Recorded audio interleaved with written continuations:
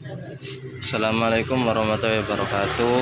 Perkenalkan, nama saya Satrio Wicaksono dari kelas 2A Prodi Pendidikan Agama Islam, akan meneruskan yang tadi dengan tema peradaban Islam.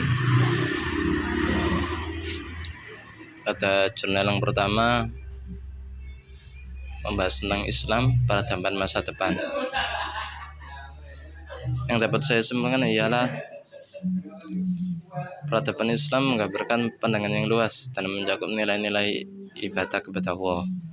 Faktor seperti faktor alam, kebiasaan, ideologi, dan kepercayaan memengaruhi perkembangannya.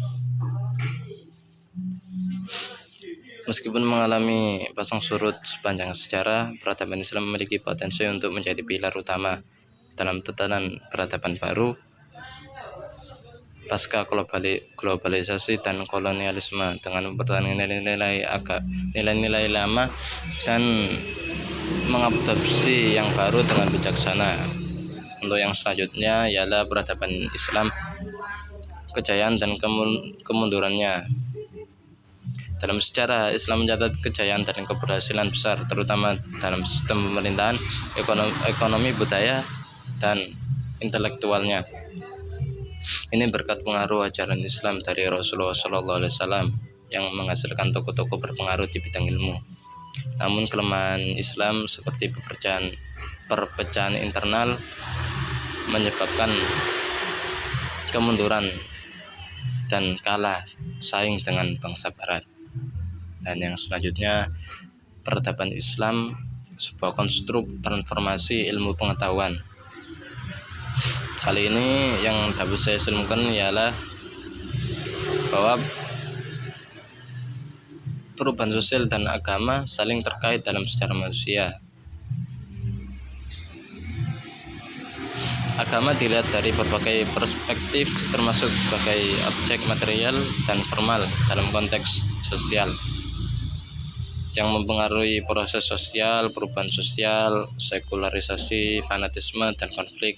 Sementara juga memberikan dasar-dasar pemikiran ilmiah dan rasional tentang fenomena masyarakat. Ini membedakan antara dogma agama sebagai sesuatu yang sakral dan mutlak dengan perilaku sosial masyarakat yang dinamis dan konkret. Selanjutnya, peradaban dan pemikiran Islam pada masa Nabi Muhammad SAW. Yang dapat saya simpulkan di sini ialah pada masa Rasulullah SAW itu terdapat dua periode, yaitu periode Mekah dan periode Madinah. Di bidang intelektual, Rasulullah membangun akhlak orang Mekah dan menjadikan Masjid Nabawi sebagai pusat pendidikan di Madinah. Kalau di bidang sosial dan ekonomi, itu menunjukkan perubahan dari keadaan baik dan buruk di Mekah hingga persatuan dan akidah di Madinah, dengan ekonomi yang terbagi antara para sahabat dan budak.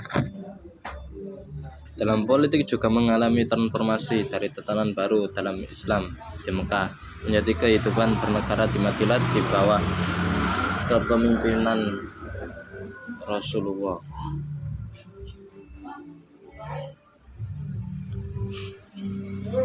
Pada fase Mekah didasarkan pada akidah, sementara fase Madinah ditandai dengan pengembangan hukum dan struktur hukum yang dipegang oleh Rasulullah berdasarkan Al-Quran dan Hadis.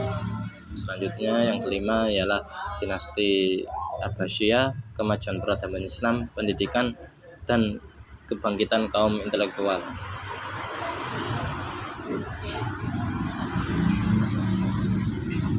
Pada kali ini yang dapat saya simpulkan ialah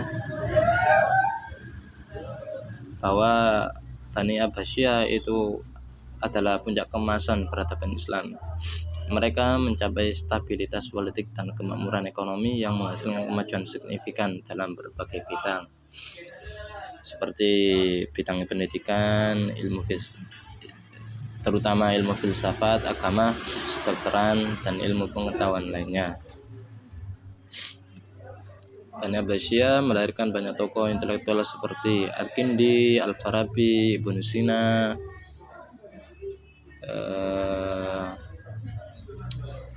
Ibnu Aitam. Pusat kekuasaan Abbasiyah ialah berada di Baghdad. Puncak kejayaan terjadi di masa Khalifah Harun ar-Rasyid dan Al-Ma'mun. Namun Abbasiyah mengalami penurunan setelah pengaruh orang non-Arab, terutama orang Turki, yang memisahkan diri dari kekhalifahan pada abad ke-10. Selanjutnya yang keenam ialah peradaban Islam, masa kebangkitan kembali. Di sini saya ambil penting-pentingnya saja, yaitu seperti kebangkitan Islam menekankan pentingnya Islam sebagai solusi atas keterpurukan umat, dipengaruhi oleh Al-Afghani dan Abdu yang berpengaruh di Asia Tenggara. Terus faktor eksternal dan internal yang mempengaruhi kebangkitan Islam.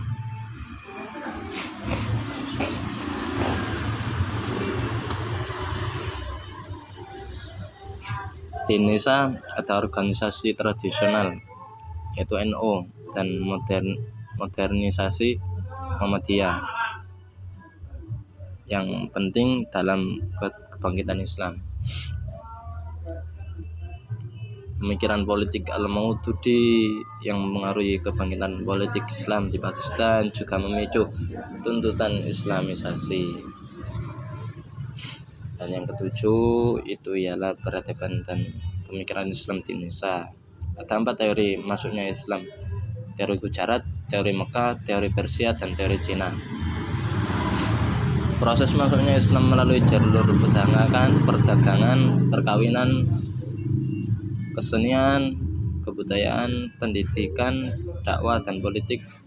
Ini menunjukkan kompleksitas dan variasi dalam cara Islam menyebarkannya dan dari berbagai wilayah dan budaya. Selanjutnya ialah sejarah peradaban Islam dan metode kajian sejarah.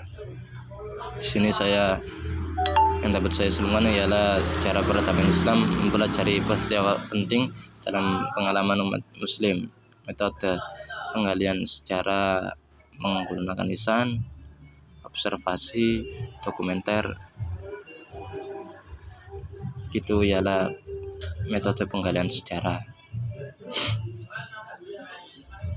Peradaban Islam merupakan bukti kemajuan budaya dari masa ke masa, diilhami oleh ajaran Al-Quran dan hadis yang diturunkan kepada manusia melalui perantaraan Nabi Muhammad SAW.